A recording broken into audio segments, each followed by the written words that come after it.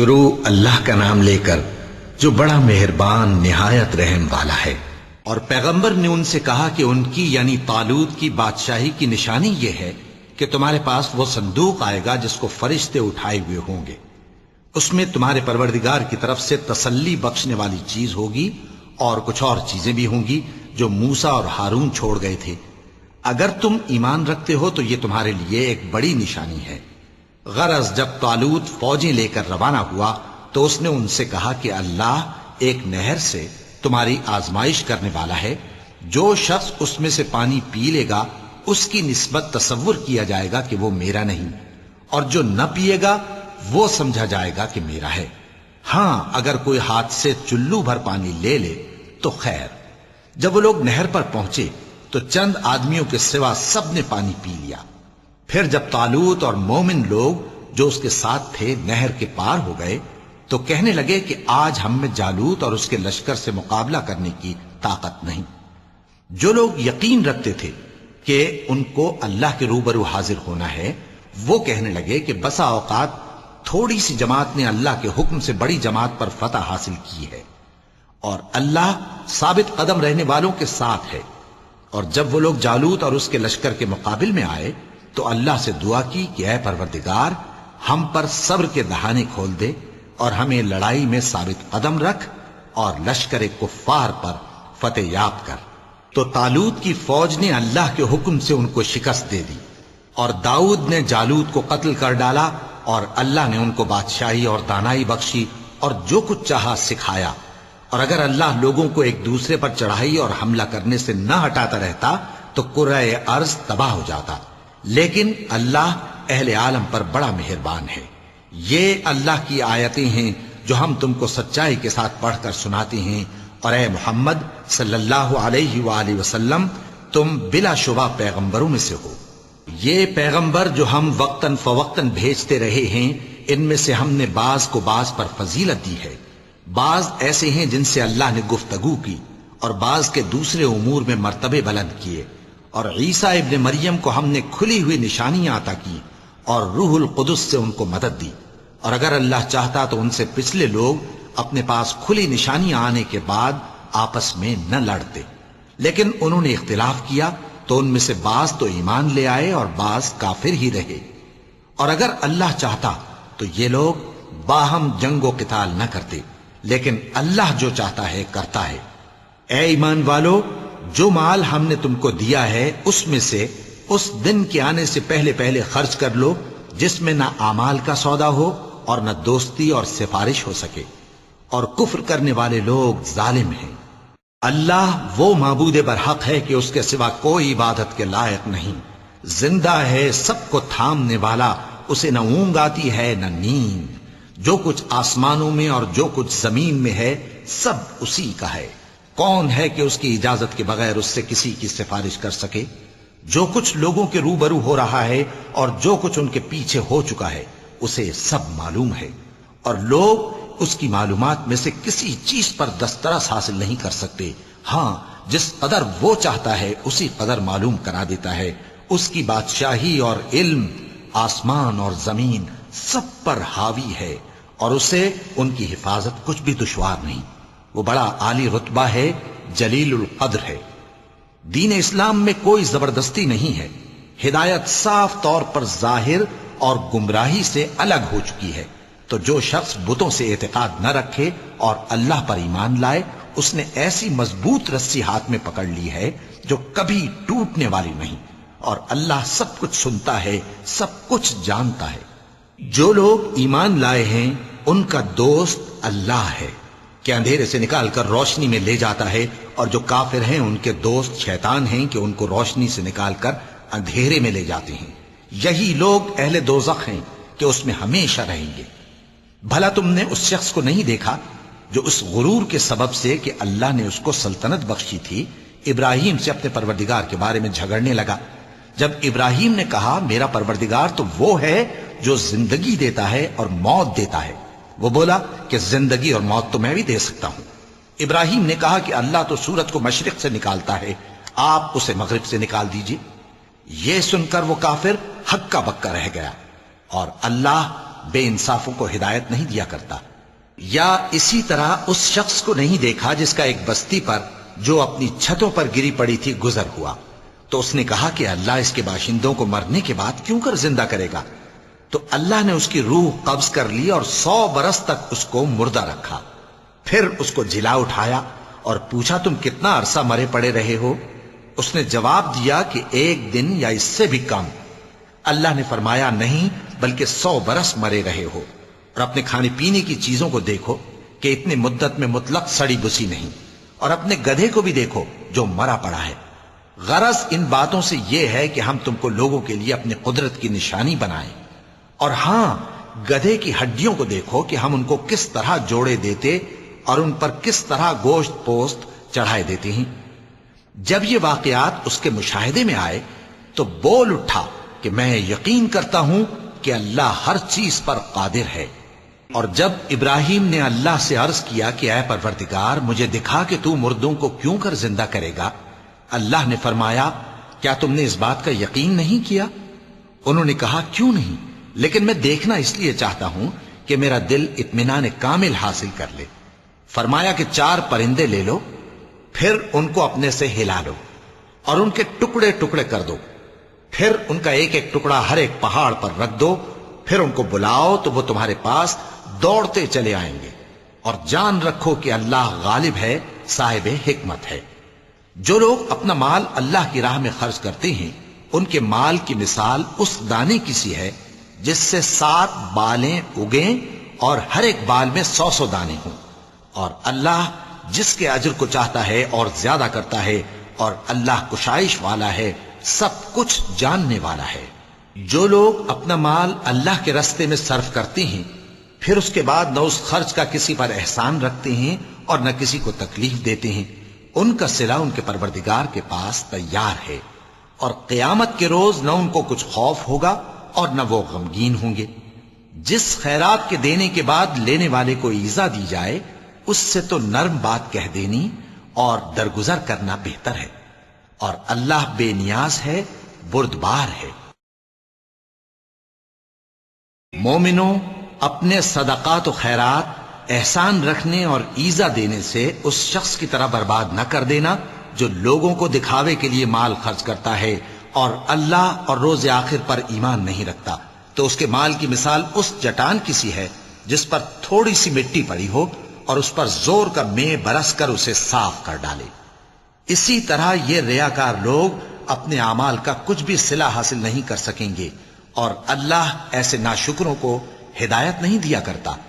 اور جو لوگ اللہ کی خوشنودی حاصل کرنے کے لیے اور خلوص نیت سے اپنا مال خرچ کرتے ہیں ان کی مثال ایک باغ کی سی ہے جو اونچی جگہ پر واقع ہو. جب اس پر زور کا مے پڑے تو دگنا پھل لائے، پھر اگر مے نہ بھی پڑے تو خیر پھوار ہی صحیح. اور اللہ تمہارے کاموں کو دیکھ رہا ہے. بھلا تم میں کوئی یہ چاہتا ہے کہ اس کا کھجوروں اور انگوروں کا باغ ہو جس میں نہریں بہ رہی ہوں اور اس میں اس کے لیے ہر قسم کے میوے موجود ہوں اور اسے بڑھاپا آ پکڑے اور اس کے ننھے ننھے بچے بھی ہوں تو ناگہاں اس باغ پر آگ کا بھرا ہوا بگولا چلے پس وہ جل جائے؟ اس طرح اللہ تم سے اپنی آیتیں کھول کھول کر بیان فرماتا ہے تاکہ تم سوچو اور سمجھو. مومنوں، جو پاکیزہ اور عمدہ مال تم کماتے ہو اور جو چیزیں ہم تمہارے لیے زمین سے نکالتے ہیں ان میں سے اللہ کی راہ میں بھی خرچ کرو، اور بری اور ناپاک چیزیں دینے کا قصد نہ کرنا کہ اگر وہ چیزیں تمہیں دی جائیں تو بجز اس کے کہ لیتے وقت آنکھیں بند کر لو ان کو کبھی نہ لو. اور جان رکھو کہ اللہ بے نیاز ہے، خوبیوں والا ہے. شیطان تمہیں تنگ دستی کا خوف دلاتا اور بے حیائی کے کام کرنے کو کہتا ہے، اور اللہ تم سے اپنی بخشش اور رحمت کا وعدہ کرتا ہے، اور اللہ کشائش والا ہے، سب کچھ جاننے والا ہے. وہ جس کو چاہتا ہے دانائی بخشتا ہے، اور جس کو دانائی ملی بے شک اس کو بڑی نعمت ملی. اور نصیحت تو وہی لوگ قبول کرتے ہیں جو عقل مند ہیں. اور تم اللہ کی راہ میں جس طرح کا خرچ کرو یا کوئی نذر مانو اللہ اس کو جانتا ہے، اور ظالموں کا کوئی مددگار نہ ہوگا. اگر تم خیرات ظاہر کر کے دو تو وہ بھی خوب ہے، اور اگر پوشیدہ دو اور دو بھی ضرورت مندوں کو تو یہ تمہارے لیے بہتر ہے. اور اس طرح کا دینا تمہارے گناہوں کو بھی دور کرے گا، اور اللہ کو تمہارے سب کاموں کی خبر ہے۔ اے نبی صلی اللہ علیہ وآلہ وسلم، تم ان لوگوں کی ہدایت کے ذمہ دار نہیں ہو، بلکہ اللہ ہی جس کو چاہتا ہے ہدایت بخشتا ہے۔ اور مومنو، تم جو مال خرچ کرو گے تو اس کا فائدہ تمہیں کو ہے، اور تم تو جو خرچ کرو گے اللہ کی خوشنودی کے لیے کرو گے، اور جو مال تم خرچ کرو گے وہ تمہیں پورا پورا دے دیا جائے گا اور تمہارا کچھ نقصان نہیں کیا جائے گا۔ اور ہاں، تم جو خرچ کرو گے تو ان حاجت مندوں کے لیے جو اللہ کی راہ میں رکے بیٹھے ہیں اور ملک میں کسی طرف جانے کی طاقت نہیں رکھتے اور مانگنے سے آر رکھتے ہیں، یہاں تک کہ نہ مانگنے کی وجہ سے ناواقف شخص ان کو تونگر خیال کرتا ہے، اور تم قیافے سے ان کو صاف پہچان لو کہ حاجت مند ہیں، اور شرم کے سبب لوگوں سے منہ پھوڑ کر اور لپٹ کر نہیں مانگ سکتے۔ اور تم جو مال خرچ کرو گے کچھ شک نہیں کہ اللہ اس کو جانتا ہے۔ جو لوگ اپنا مال رات اور دن اور پوشیدہ اور ظاہر اللہ کی راہ میں خرچ کرتے رہتے ہیں، ان کا صلہ ان کے پروردگار کے پاس ہے، اور ان کو قیامت کے دن نہ کسی طرح کا خوف ہوگا اور نہ غم۔ جو لوگ سود کھاتے ہیں وہ قبروں سے اس طرح حواس باختہ اٹھیں گے جیسے کسی کو جن نے لپٹ کر دیوانہ بنا دیا ہو، یہ اس لیے کہ وہ کہتے ہیں کہ سودا بیچنا بھی تو نفع کے لحاظ سے ویسا ہی ہے جیسے سود لینا، حالانکہ سودے کو اللہ نے حلال کیا ہے اور سود کو حرام۔ تو جس شخص کے پاس اللہ کی نصیحت پہنچی اور وہ سود لینے سے باز آ گیا تو جو پہلے ہو چکا وہ اس کا، اور قیامت میں اس کا معاملہ اللہ کے سپرد۔ اور جو پھر لینے لگا تو ایسے لوگ دوزخی ہیں کہ ہمیشہ دوزخ میں جلتے رہیں گے۔ اللہ سود کو نابود یعنی بے برکت کرتا اور خیرات کی برکت کو بڑھاتا ہے، اور اللہ کسی ناشکر گناہگار کو دوست نہیں رکھتا۔ جو لوگ ایمان لائے اور نیک عمل کرتے اور نماز پڑھتے اور زکوٰۃ دیتے رہے، ان کو ان کے کاموں کا صلہ اللہ کے ہاں ملے گا، اور قیامت کے دن ان کو نہ کچھ خوف ہوگا اور نہ وہ غمناک ہوں گے۔ مومنو، اللہ سے ڈرو، اور اگر ایمان رکھتے ہو تو جتنا سود باقی رہ گیا ہے اس کو چھوڑ دو۔ پھر اگر ایسا نہ کرو گے تو تم اللہ اور اس کے رسول کی طرف سے اعلان جنگ سن لو، اور اگر توبہ کر لو گے اور سود چھوڑ دو گے تو تم کو اپنی اصل رقم لینے کا حق ہے، جس میں نہ اوروں کا نقصان اور نہ تمہارا نقصان۔ اور اگر قرض لینے والا تنگ دست ہو تو اسے کشائش کے حاصل ہونے تک مہلت دو، اور اگر زر قرض بخش دو تو وہ تمہارے لیے زیادہ اچھا ہے، بشرطے کہ سمجھو۔ اور اس دن سے ڈرو جبکہ تم اللہ کے حضور میں لوٹ کر جاؤ گے، اور ہر شخص اپنے اعمال کا پورا پورا بدلہ پائے گا اور کسی کو کچھ نقصان نہ ہوگا۔ مومنو، جب تم آپس میں کسی میعاد معین کے لیے قرض کا معاملہ کرنے لگو تو اس کو لکھ لیا کرو، اور لکھنے والا تم میں کسی کا نقصان نہ کرے بلکہ انصاف سے لکھے۔ نیز لکھنے والا جیسا اللہ نے اسے سکھایا ہے لکھنے سے انکار بھی نہ کرے اور دستاویز لکھ دے، اور جو شخص قرض لے وہی دستاویز کا مضمون بول کر لکھوائے، اور اللہ سے کہ اس کا مالک ہے خوف کرے، اور زر قرض میں سے کچھ کم نہ لکھوائے۔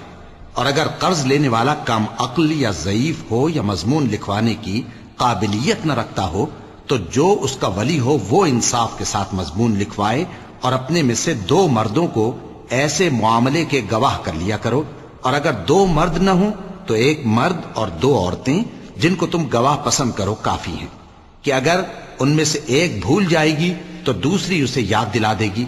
اور جب گواہ گواہی کے لیے طلب کیے جائیں تو انکار نہ کریں، اور قرض تھوڑا ہو یا بہت اس کی دستاویز کے لکھنے لکھانے میں سستی نہ کرنا۔ یہ بات اللہ کے نزدیک نہایت قرین انصاف ہے، اور شہادت کے لیے بھی یہ بہت درست طریقہ ہے۔ اس سے تم کو کسی طرح کا شک و شبہ بھی نہیں پڑے گا۔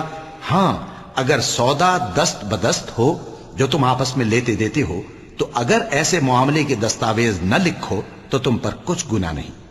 اور جب خرید و فروخت کیا کرو، مثلا زمین جائیداد کی، تو بھی گواہ کر لیا کرو، اور کاتب دستاویز اور گواہ معاملہ کرنے والوں کا کسی طرح کا نقصان نہ کریں۔ اگر تم لوگ ایسا کرو تو یہ تمہارے لیے گناہ کی بات ہے، اور اللہ سے ڈرو اور دیکھو کہ وہ تم کو کیسی مفید باتیں سکھاتا ہے، اور اللہ ہر چیز سے واقف ہے۔ اور اگر تم سفر پر ہو اور دستاویز لکھنے والا نہ مل سکے تو کوئی چیز رہن با قبضہ رکھ کر قرض لے لو، اور اگر تم میں سے کوئی دوسرے کو امین سمجھے یعنی رہن کے بغیر قرض دے دے تو امانت دار کو چاہیے کہ صاحب امانت کی امانت ادا کر دے، اور اللہ سے جو اس کا پروردگار ہے ڈرے، اور دیکھنا شہادت کو مت چھپانا، جو اس کو چھپائے گا وہ دل کا گناہگار ہوگا، اور اللہ تمہارے سب کاموں سے واقف ہے، جو کچھ آسمانوں میں اور جو کچھ زمین میں ہے سب اللہ ہی کا ہے۔ تم اپنے دلوں کی بات کو ظاہر کرو گے تو اور چھپاؤ گے تو اللہ تم سے اس کا حساب لے گا، پھر وہ جسے چاہے مغفرت کرے اور جسے چاہے عذاب دے، اور اللہ ہر چیز پر قادر ہے۔ رسول اللہ صلی اللہ علیہ وآلہ وسلم اس کتاب پر جو ان کے پروردگار کی طرف سے ان پر نازل ہوئی ایمان رکھتے ہیں، اور مومن بھی سب اللہ پر اور اس کے فرشتوں پر اور اس کی کتابوں پر اور اس کے پیغمبروں پر ایمان رکھتے ہیں، اور کہتے ہیں کہ ہم اس کے پیغمبروں سے کسی میں کچھ فرق نہیں کرتے، اور وہ اللہ سے عرض کرتے ہیں کہ ہم نے تیرا حکم سنا اور قبول کیا، اے پروردگار ہم تیری بخشش مانگتے ہیں اور تیری ہی طرف لوٹ کر جانا ہے۔ اللہ کسی شخص کو اس کی طاقت سے زیادہ کا ذمہ دار نہیں بناتا، اچھے کام کرے گا تو اس کو ان کا فائدہ ملے گا، برے کرے گا تو اسے ان کا نقصان پہنچے گا۔ اے پروردگار اگر ہم سے بھول یا چوک ہو گئی ہو تو ہم سے مواخذہ نہ کیجو، اے پروردگار ہم پر ایسا بوجھ نہ ڈالیو جیسا تو نے ہم سے پہلے لوگوں پر ڈالا تھا، اے پروردگار جتنا بوجھ اٹھانے کی ہم میں طاقت نہیں اتنا بوجھ ہم پر نہ رکھیو، اور اے پروردگار ہمارے گناہوں سے درگزر کر اور ہمیں بخش دے اور ہم پر رحم فرما، تو ہی ہمارا مددگار ہے، سو ہم کو کافروں پر غالب کر۔ شروع اللہ کا نام لے کر جو بڑا مہربان نہایت رحم والا ہے۔ الف لام میم، اللہ جو معبود برحق ہے اس کے سوا کوئی عبادت کے لائق نہیں، زندہ ہے سب کو تھامنے والا۔ اس نے اے نبی تم پر سچی کتاب نازل کی جو پہلی آسمانی کتابوں کی تصدیق کرتی ہے، اور اسی نے تورات اور انجیل نازل کی تھی۔ یہ دو کتابیں اس نے پہلے نازل کی تھیں لوگوں کی ہدایت کے لیے، اور پھر قرآن جو حق اور باطل کو الگ الگ کر دینے والا ہے نازل کیا۔ جو لوگ اللہ کی آیتوں کا انکار کرتے ہیں ان کو سخت عذاب ہوگا، اور اللہ زبردست ہے، بدلہ لینے والا ہے۔ اللہ ایسا خبیر و بصیر ہے کہ کوئی چیز اس سے پوشیدہ نہیں، نہ زمین میں اور نہ آسمان میں۔ وہی تو ہے جو ماں کے پیٹ میں جیسی چاہتا ہے تمہاری صورتیں بناتا ہے، اس غالب حکمت والے کے سوا کوئی عبادت کے لائق نہیں۔ اے پیغمبر وہی تو ہے جس نے تم پر یہ کتاب نازل کی جس کی بعض آیتیں محکم ہیں اور وہی اصل کتاب ہیں، اور بعض دوسری متشابہ ہیں، تو جن لوگوں کے دلوں میں کجی ہے وہ متشابہات کا اتباع کرتے ہیں تاکہ فتنہ برپا کریں اور مراد اصلی کا پتہ لگائیں، حالانکہ مراد اصلی اللہ کے سوا کوئی نہیں جانتا۔ اور جو لوگ علم میں گہری نظر رکھتے ہیں وہ یہ کہتے ہیں کہ ہم ان پر ایمان لائے، یہ سب آیات ہمارے پروردگار کی طرف سے ہیں، اور نصیحت تو عقل مند ہی قبول کرتے ہیں۔ اے پروردگار جب تو نے ہمیں ہدایت بخشی ہے تو اس کے بعد ہمارے دلوں میں کجی نہ پیدا کر دیجو، اور ہمیں اپنے ہاتھ سے رحمت عطا فرما، تو بڑا عطا فرمانے والا ہے۔ اے پروردگار تو اس روز جس کے آنے میں کچھ بھی شک نہیں سب لوگوں کو اپنے حضور میں جمع کر لے گا، بے شک اللہ خلاف وعدہ نہیں کرتا۔ جو لوگ کافر ہوئے اس دن نہ تو ان کا مال ہی اللہ کے عذاب سے ان کو بچا سکے گا اور نہ ان کی اولاد ہی کچھ کام آئے گی، اور یہ لوگ آتش جہنم کا ایندھن ہوں گے۔ ان کا حال بھی فرعونیوں اور ان سے پہلے لوگوں کا سا ہوگا جنہوں نے ہماری آیتوں کی تکذیب کی تھی، تو اللہ نے ان کو ان کے گناہوں کے سبب عذاب میں پکڑ لیا تھا، اور اللہ سخت عذاب کرنے والا ہے۔ اے پیغمبر کافروں سے کہہ دو کہ تم دنیا میں بھی عنقریب مغلوب ہو جاؤ گے اور آخرت میں جہنم کی طرف اکٹھا کیے جاؤ گے، اور وہ بری جگہ ہے۔ تمہارے لیے دو گروہوں میں جو جنگ بدر کے دن آپس میں بھڑ گئے قدرت الہی کی عظیم الشان نشانی تھی۔ ایک گروہ مسلمانوں کا تھا، وہ اللہ کی راہ میں لڑ رہا تھا، اور دوسرا گروہ کافروں کا تھا، وہ ان کو اپنی آنکھوں سے اپنے سے دگنا مشاہدہ کر رہا تھا۔ اور اللہ اپنی نصرت سے جس کو چاہتا ہے مدد دیتا ہے۔ جو اہل بصارت ہیں ان کے لیے اس واقعے میں بڑی عبرت ہے۔ لوگوں کو ان کی خواہشوں کی چیزیں یعنی عورتیں اور بیٹے اور سونے اور چاندی کے بڑے بڑے ڈھیر اور نشان لگے ہوئے گھوڑے اور مویشی اور کھیتی بڑی زینت دار معلوم ہوتی ہیں، مگر یہ سب دنیا ہی کی زندگی کے سامان ہیں اور اللہ کے پاس بہت اچھا ٹھکانہ ہے۔ اے پیغمبر ان سے کہو کہ بھلا میں تم کو ایسی چیز بتاؤں جو ان چیزوں سے کہیں اچھی ہو؟ سنو، جو لوگ پرہیزگار ہیں ان کے لیے اللہ کے ہاں باغات بہشت ہیں جن کے نیچے نہریں بہ رہی ہیں، ان میں وہ ہمیشہ رہیں گے، اور پاکیزہ بیویاں ہیں، اور سب سے بڑھ کر اللہ کی خوشنودی۔ اور اللہ اپنے سب بندوں کو دیکھ رہا ہے جو اللہ سے التجا کرتے ہیں کہ اے پروردگار، ہم ایمان لے آئے سو ہم کو ہمارے گناہ معاف فرما اور ہم کو دوزخ کے عذاب سے محفوظ رکھ۔ یہ وہ لوگ ہیں جو مشکلات میں صبر کرتے اور سچ بولتے اور عبادت میں لگے رہتے اور نیکی میں خرچ کرتے اور اوقات سحر میں گناہوں کی معافی مانگا کرتے ہیں۔ اللہ تو اس بات کی گواہی دیتا ہے کہ اس کے سوا کوئی معبود نہیں، اس حال میں کہ وہ انصاف کا حاکم ہے، اور فرشتے اور علم والے بھی گواہی دیتے ہیں کہ اس غالب حکمت والے کے سوا کوئی لائق عبادت نہیں۔ دین تو اللہ کے نزدیک اسلام ہی ہے، اور اہل کتاب نے جو اس دین سے اختلاف کیا تو علم حاصل ہونے کے بعد آپس کی ضد سے کیا، اور جو شخص اللہ کی آیتوں کو نہ مانے تو اللہ جلد حساب لینے والا ہے۔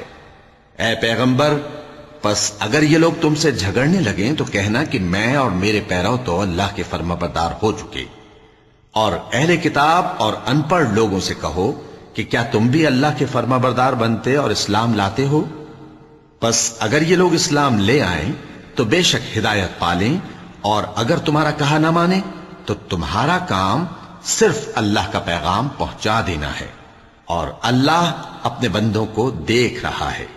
جو لوگ اللہ کی آیتوں کو نہیں مانتے اور انبیاء کو ناحق قتل کرتے رہے ہیں، اور جو انصاف کرنے کا حکم دیتے ہیں انہیں بھی مار ڈالتے ہیں، ان کو دکھ دینے والے عذاب کی خوشخبری سنا دو۔ یہ ایسے لوگ ہیں جن کے اعمال دنیا اور آخرت دونوں میں برباد ہیں، اور ان کا کوئی مددگار نہیں ہوگا۔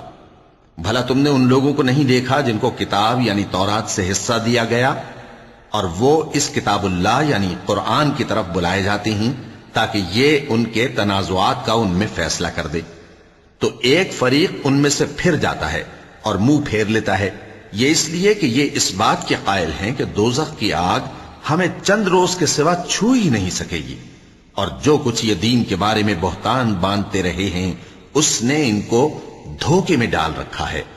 تو اس وقت کیا حال ہوگا جب ہم ان کو جمع کریں گے، یعنی اس روز جس کے آنے میں کچھ بھی شک نہیں، اور ہر نفس اپنے اعمال کا پورا پورا بدلہ پائے گا اور ان پر ظلم نہیں کیا جائے گا۔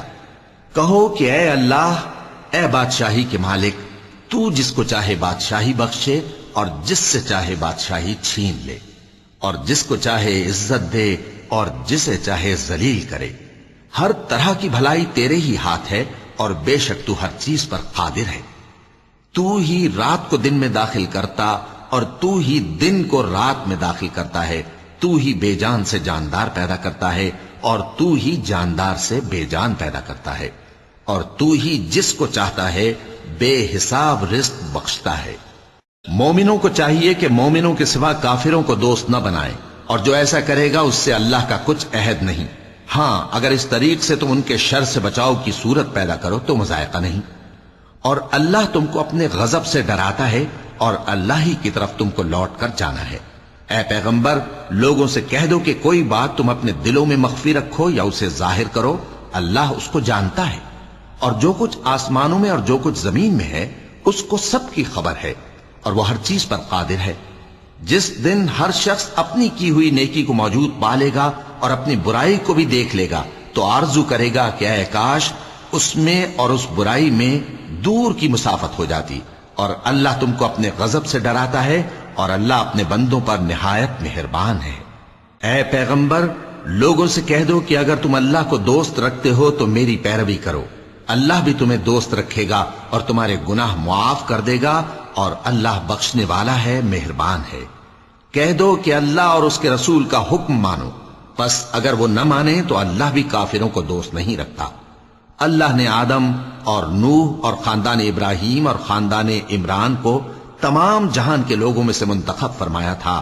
ان میں سے بعض کی اولاد تھے، اور اللہ سننے والا ہے، جاننے والا ہے. وہ وقت یاد کرنے کے لائق ہے جب عمران کی بیوی نے کہا کہ اے پروردگار، جو بچہ میرے پیٹ میں ہے میں اس کو تیری نظر کرتی ہوں، اسے دنیا کے کاموں سے آزاد رکھوں گی، تو اسے میری طرف سے قبول فرما، تو سننے والا ہے، جاننے والا ہے. پھر جب ان کے یہاں بچہ پیدا ہوا تو کہنے لگی کہ پروردگار، میرے تو لڑکی ہوئی ہے، جبکہ اللہ خوب جانتا تھا جو ان کے یہاں ولادت ہوئی تھی، اور نہ ہوتا لڑکا مانند اس لڑکی کے. اور کہنے لگی میں نے اس کا نام مریم رکھا ہے، اور میں اس کو اور اس کی اولاد کو شیطان مردود سے تیری پناہ میں دیتی ہوں.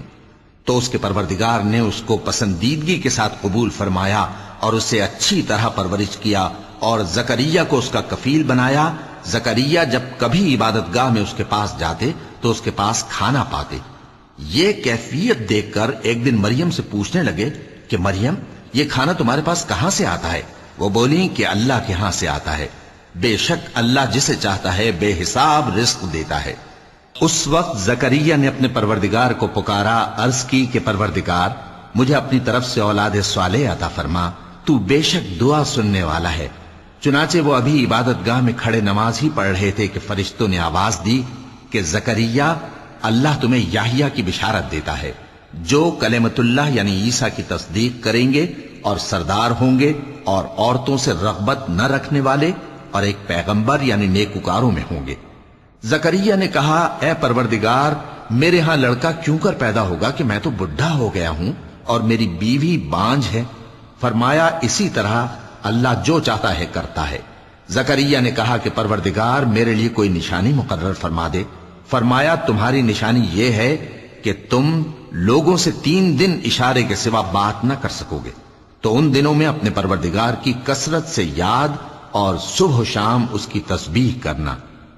اور جب فرشتوں نے مریم سے کہا کہ مریم، اللہ نے تم کو برگزیدہ کیا ہے اور تمہیں پاک بنایا ہے اور دنیا جہان کی عورتوں میں سے تم کو منتخب کیا ہے، اے مریم، اپنے پروردگار کی فرما برداری کرنا اور سجدہ کرنا اور رکوع کرنے والوں کے ساتھ رکوع کرنا. اے نبی، یہ باتیں اخبار غیب میں سے ہیں جو ہم تمہارے پاس بھیجتے ہیں. اور جب وہ لوگ اپنے قلم بطور قرعہ ڈال رہے تھے کہ مریم کا کفیل کون بنے تو تم ان کے پاس نہیں تھے، اور نہ اس وقت ہی ان کے پاس تھے جب وہ آپس میں جھگڑ رہے تھے.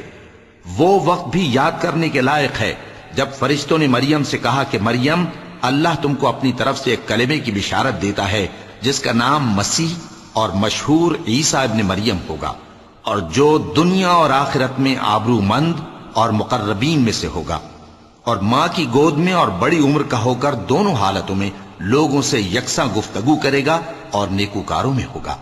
مریم نے کہا کہ پروردگار، میرے ہاں بچہ کیوں کر ہوگا کہ کسی انسان نے مجھے ہاتھ تک تو لگایا نہیں. فرمایا کہ اللہ اسی طرح جو چاہتا ہے پیدا کرتا ہے، جب وہ کوئی کام کرنا چاہتا ہے تو ارشاد فرما دیتا ہے کہ ہو جا تو وہ ہو جاتا ہے. اور وہ اسے کتاب و حکمت اور تورات اور انجیل کا علم عطا کرے گا، اور عیسیٰ بنی اسرائیل کی طرف پیغمبر ہو کر جائیں گے اور کہیں گے کہ میں تمہارے پاس تمہارے پروردگار کی طرف سے نشانی لے کر آیا ہوں. وہ یہ کہ تمہارے سامنے مٹی سے پرندے کی صورت بناتا ہوں، پھر اس میں پھونک مارتا ہوں تو وہ اللہ کے حکم سے سچ مچ پرندہ ہو جاتا ہے، اور پیدائشی اندھے اور ابرص کو تندرست کر دیتا ہوں، اور اللہ کے حکم سے مردوں کو زندہ کر دیتا ہوں، اور جو کچھ تم کھا کر آتے ہو اور جو اپنے گھروں میں جمع کر رکھتے ہو سب تم کو بتا دیتا ہوں. اگر تم صاحب ایمان ہو تو ان باتوں میں تمہارے لیے نشانی ہے. اور مجھ سے پہلے جو تورات نازل ہوئی تھی اس کی تصدیق بھی کرتا ہوں، اور میں اس لیے بھی آیا ہوں کہ بعض چیزیں جو تم پر حرام تھیں ان کو تمہارے لیے حلال کر دوں. اور میں تو تمہارے پروردگار کی طرف سے نشانی لے کر آیا ہوں. تو اللہ سے ڈرو اور میرا کہا مانو. کچھ شک نہیں کہ اللہ ہی میرا اور تمہارا پروردگار ہے، تو اسی کی عبادت کرو، یہی سیدھا رستہ ہے. پھر جب عیسیٰ نے ان کی طرف سے انکار و نافرمانی ہی دیکھی تو کہنے لگے کہ کوئی ہے جو اللہ کا طرفدار اور میرا مددگار ہو؟ حواری بولے کہ ہم اللہ کے طرفدار اور آپ کے مددگار ہیں. ہم اللہ پر ایمان لائے اور آپ گواہ رہیں کہ ہم فرمانبردار ہیں.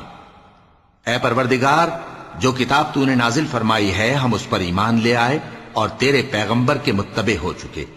تو ہم کو ماننے والوں میں لکھ رکھ، اور وہ یعنی یہود قتل عیسیٰ کے بارے میں ایک چال چلے، اور اللہ نے بھی عیسیٰ کو بچانے کے لیے تدبیر کی، اور اللہ بہترین تدبیر کرنے والا ہے۔ اس وقت اللہ نے فرمایا کہ عیسیٰ، میں تمہاری دنیا میں رہنے کی مدت پوری کر کے تم کو اپنی طرف اٹھا لوں گا اور تمہیں کافروں کی صحبت سے پاک کر دوں گا، اور جو لوگ تمہاری پیروی کریں گے ان کو کافروں پر قیامت تک فائق و غالب رکھوں گا۔ پھر تم سب میرے پاس لوٹ کر آؤ گے، تو جن باتوں میں تم اختلاف کرتے رہے اس دن تم میں ان کا فیصلہ کر دوں گا۔ اب جو کافر ہوئے ان کو دنیا اور آخرت دونوں میں سخت عذاب دوں گا، اور ان کا کوئی مددگار نہ ہوگا۔ اور جو لوگ ایمان لائے اور عمل نیک کرتے رہے ان کو اللہ پورا پورا صلہ دے گا، اور اللہ ظالموں کو دوست نہیں رکھتا۔ اے نبی، یہ ہم تم کو اللہ کی آیتیں اور حکمت بھری نصیحتیں پڑھ پڑھ کر سناتے ہیں۔ عیسیٰ کا حال اللہ کے نزدیک آدم کا سا ہے کہ اس نے پہلے مٹی سے ان کو بنایا، پھر فرمایا کہ باشعور انسان ہو جا، تو وہ ویسے ہی ہو گئے۔ یہ بات تمہارے پروردگار کی طرف سے حق ہے، تو تم ہرگز شک کرنے والوں میں نہ ہونا۔ پھر اگر یہ لوگ عیسیٰ کے بارے میں تم سے جھگڑا کریں اس کے بعد کہ تم کو حقیقت معلوم ہو ہی چکی ہے، تو ان سے کہنا کہ آؤ ہم اپنے بیٹوں اور بیٹیوں کو بلائیں، تم اپنے بیٹوں اور بیٹیوں کو بلاؤ، اور ہم خود بھی آئیں اور تم خود بھی آؤ، پھر دونوں فریق اللہ سے دعا و التجا کریں، اس طرح جھوٹوں پر اللہ کی لعنت بھیجیں۔ یہ تمام بیانات صحیح ہیں، اور اللہ کے سوا کوئی معبود نہیں، اور بے شک اللہ غالب ہے، صاحب حکمت ہے۔ بس اگر یہ لوگ پھر جائیں تو اللہ مفسدوں کو خوب جانتا ہے۔ کہہ دو کہ اے اہل کتاب، جو بات ہمارے اور تمہارے دونوں کے درمیان یکساں تسلیم کی گئی ہے اس کی طرف آؤ، وہ یہ کہ اللہ کے سوا ہم کسی کی عبادت نہ کریں اور اس کے ساتھ کسی چیز کو شریک نہ بنائیں، اور ہم میں کوئی کسی کو اللہ کے سوا اپنا کارساز نہ سمجھے۔ پھر اگر یہ لوگ اس بات کو نہ مانیں تو ان سے کہہ دو کہ تم گواہ رہو کہ ہم اللہ کے فرما بردار ہیں۔ اے اہل کتاب، تم ابراہیم کے بارے میں کیوں جھگڑتے ہو؟ حالانکہ تورات اور انجیل ان کے بعد اتری ہیں اور وہ پہلے ہو چکے، تو کیا تم عقل نہیں رکھتے؟ دیکھو، ایسی بات میں تو تم نے جھگڑا کیا ہی تھا جس کا تمہیں کچھ علم تھا بھی، مگر ایسی بات میں کیوں جھگڑتے ہو جس کا تم کو کچھ بھی علم نہیں؟ اور اللہ جانتا ہے اور تم نہیں جانتے۔ ابراہیم نہ تو یہودی تھے اور نہ عیسائی، بلکہ سب سے بے تعلق ہو کر ایک اللہ کے ہو رہے تھے، اور اسی کے فرما بردار تھے اور مشرکوں میں نہ تھے۔ ابراہیم سے زیادہ قرب رکھنے والے تو وہ لوگ ہیں جو ان کی پیروی کرتے رہے، اور یہ پیغمبر آخر الزماں صلی اللہ علیہ وآلہ وسلم اور وہ لوگ جو ایمان لائے ہیں، اور اللہ مومنوں کا کارساز ہے۔ اے اہل اسلام، بعض اہل کتاب اس بات کی خواہش رکھتے ہیں کہ کسی طرح تم کو گمراہ کر دیں، حالانکہ یہ تم کو کیا گمراہ کریں گے، اپنے آپ کو ہی گمراہ کر رہے ہیں اور نہیں جانتے۔ اے اہل کتاب، تم اللہ کی آیتوں سے کیوں انکار کرتے ہو اور تم تورات کو مانتے تو ہو؟ اے اہل کتاب، تم سچ کو جھوٹ کے ساتھ خلط ملط کیوں کرتے ہو اور حق کو کیوں چھپاتے ہو جبکہ تم جانتے بھی ہو؟ اور اہل کتاب کا ایک گروہ اپنے آدمیوں سے کہتا ہے کہ جو کتاب مومنوں پر نازل ہوئی ہے اس پر دن کے شروع میں تو ایمان لے آیا کرو اور اس کے آخر میں انکار کر دیا کرو، تاکہ وہ اسلام سے برگشتہ ہو جائیں، اور اپنے دین کے پیروں کے سوا کسی اور کی بات کا یقین نہ کر لینا۔ اے پیغمبر، کہہ دو کہ ہدایت تو اللہ ہی کی ہدایت ہے۔ وہ یہ بھی کہتے ہیں، یہ بھی نہ ماننا کہ جو چیز تم کو ملی ہے ویسی کسی اور کو بھی مل سکتی ہے، ورنہ وہ تم پر تمہارے رب کے روبرو حجت قائم کر دیں گے۔ اے پیغمبر، کہہ دو کہ بزرگی اللہ ہی کے ہاتھ میں ہے، وہ جسے چاہتا ہے دیتا ہے، اور اللہ کشائش والا ہے، علم والا ہے۔ وہ اپنی رحمت سے جس کو چاہتا ہے خاص کر لیتا ہے، اور اللہ بڑے فضل کا مالک ہے۔ اور اہل کتاب میں سے کوئی تو ایسا ہے کہ اگر تم اس کے پاس دیناروں کا ڈھیر امانت رکھ دو تو تم کو فوراً واپس دے دے، اور کوئی اس طرح کا ہے کہ اگر اس کے پاس 1 دینار بھی امانت رکھو تو جب تک اس کے سر پر ہر وقت کھڑے نہ رہو تمہیں دے ہی نہیں۔ یہ اس لیے کہ وہ کہتے ہیں کہ امیوں کے بارے میں ہم سے مواخذہ نہیں ہوگا۔ یہ اللہ پر محض جھوٹ بولتے ہیں اور اس بات کو جانتے بھی ہیں۔ ہاں، کیوں نہیں؟ جو شخص اپنے اقرار کو پورا کرے اور پرہیزگار بنا رہے تو اللہ بھی پرہیزگاروں کو دوست رکھتا ہے۔ جو لوگ اللہ کے اقراروں اور اپنی قسموں کو بیچ ڈالتے ہیں اور ان کے عوض تھوڑی سی قیمت حاصل کرتے ہیں، ان کا آخرت میں کچھ حصہ نہیں۔ ان سے اللہ نہ تو کلام کرے گا اور نہ قیامت کے روز ان کی طرف دیکھے گا، اور نہ ان کو پاک کرے گا، اور ان کو دکھ دینے والا عذاب ہوگا۔ وَلَقَدْ